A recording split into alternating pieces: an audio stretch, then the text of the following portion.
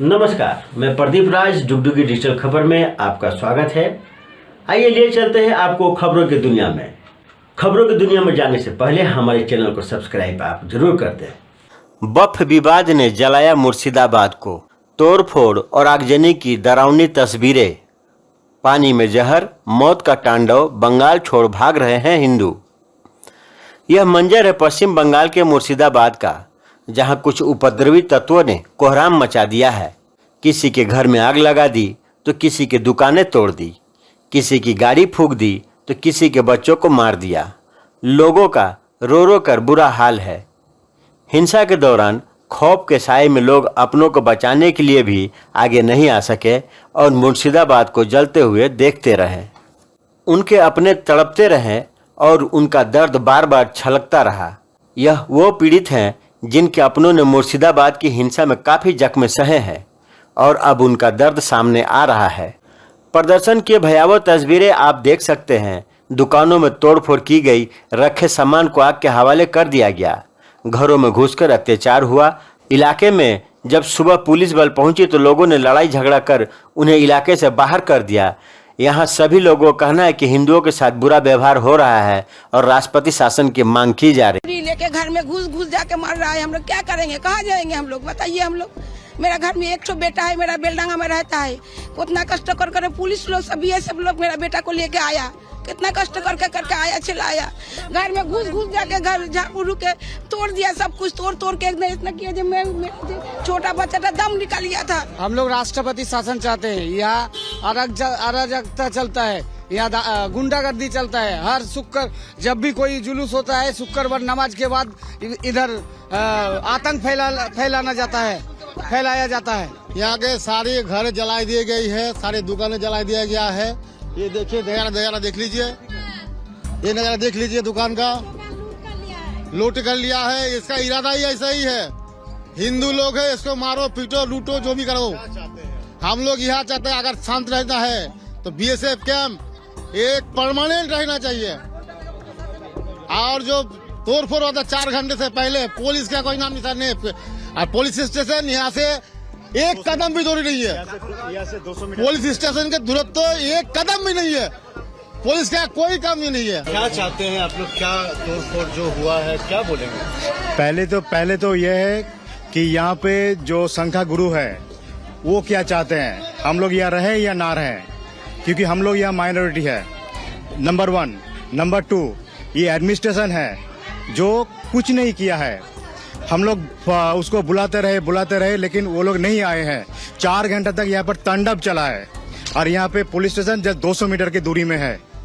तो ये पुलिस को भी चाहिए कि वो क्या चाहते हैं, कि ये मानने की ये तैयार है कि नहीं है कि उसका ये एडमिनिस्ट्रेटिव फेलियर है उसके पार्ट से। और अभी जो है हम लोग यहाँ पे परमानेंट बीएसएफ कैंप चाहते हैं कि ये स्टेट गवर्नमेंट के जो पुलिस है इसके ऊपर हमारा कुछ भरोसा नहीं है कि ये लोग प्रो गवर्नमेंट है और जो प्रो गवर्नमेंट है ये प्रो मुस्लिम है। हम लोग यहाँ पे एकदम सेफ नहीं है। बताते चले कि पश्चिम बंगाल में बफ कानून के विरोध में शुरू हुए प्रदर्शन अब हिंसा का रूप ले लिया है। हिंसा इतनी भयावह है कि अब तक कई लोगों की जानें भी जा चुकी है।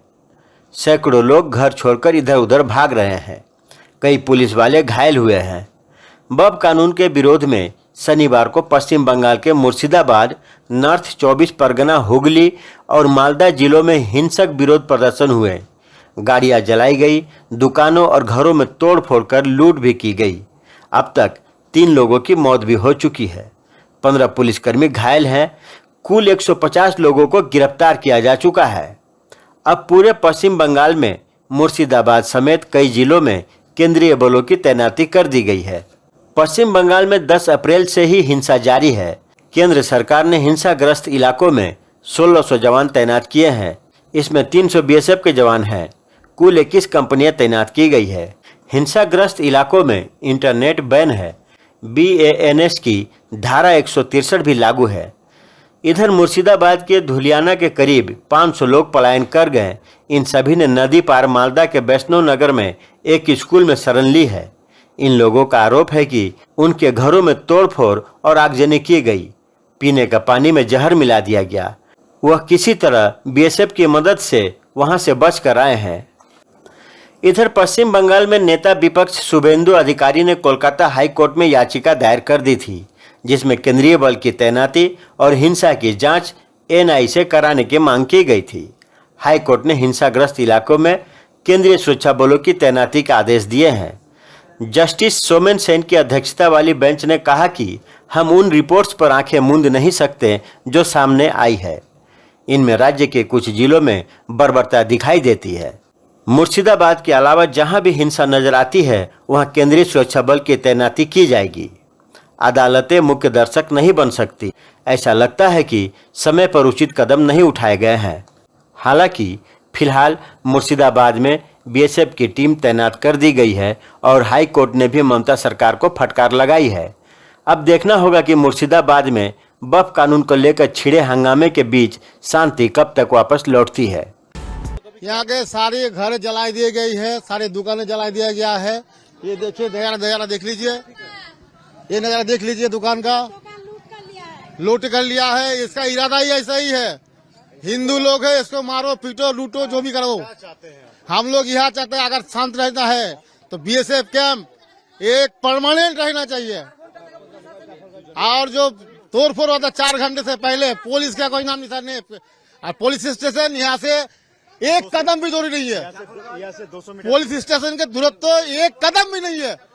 पुलिस का कोई काम ही नहीं है। हम लोग राष्ट्रपति शासन चाहते हैं। यहाँ अराजकता चलता है, यहाँ गुंडागर्दी चलता है। हर शुक्र जब भी कोई जुलूस होता है शुक्रवार नमाज के बाद इधर आतंक फैलाया जाता है। तो ये थी अब तक की खबरें। आप देख रहे थे डुगडुगी डिजिटल खबर। अब मुझे दीजिए इजाजत। नमस्कार।